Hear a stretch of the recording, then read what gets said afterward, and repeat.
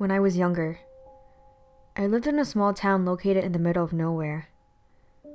It was an old and mysterious place. Everyone seemed to know each other.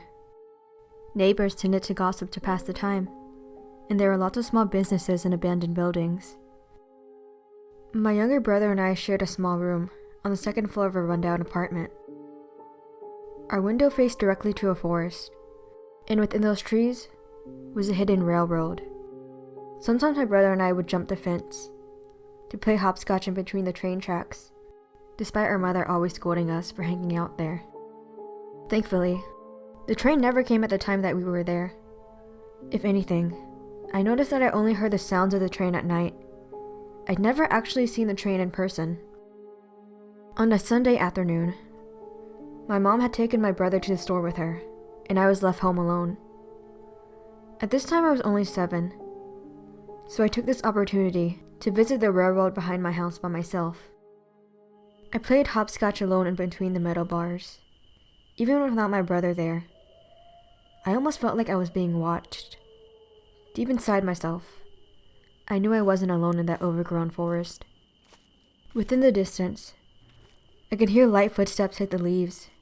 The air was very foggy, but in the mist I could see the silhouette of a person. He looked like an adult, and I could tell he was making his way towards me. As he stepped closer, the fog seemed to move past him, and I could clearly see what he looked like. The man was wearing an old-style conductor outfit, and had a funny little mustache that curled at the ends. Once he approached me, I stood there frozen, and didn't really know how to react. The conductor didn't seem to be a bad person at first, and if anything, he reminded me of my grandpa. A warm and tender feeling radiated off of him, but he looked like he could fade away at any moment.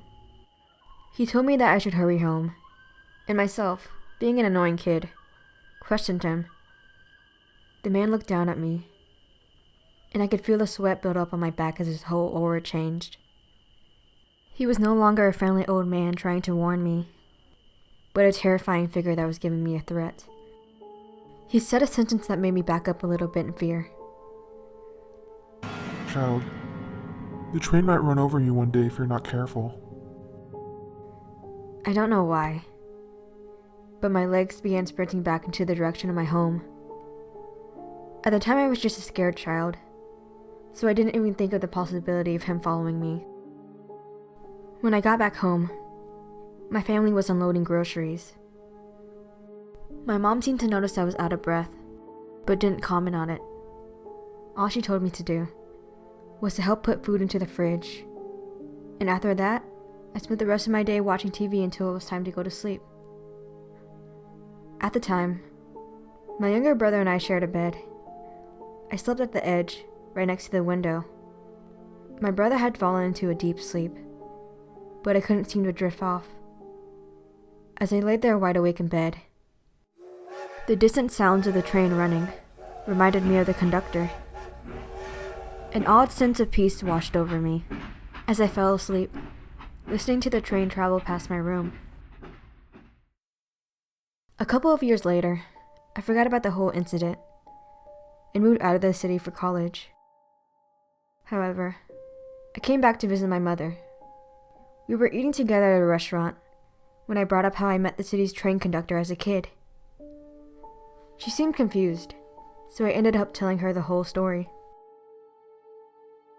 My mother stayed silent for a bit, then said something that still makes my heart beat when I replay it in my mind.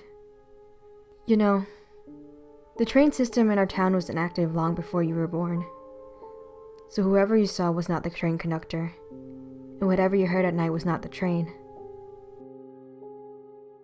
My mother told me the real reason on why she didn't like my brother and I going to the railroads by ourselves.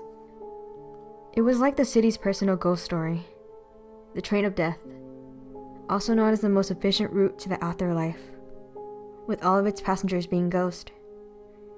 If you aren't careful, the conductor might mistake you for dead and take you along for the ride.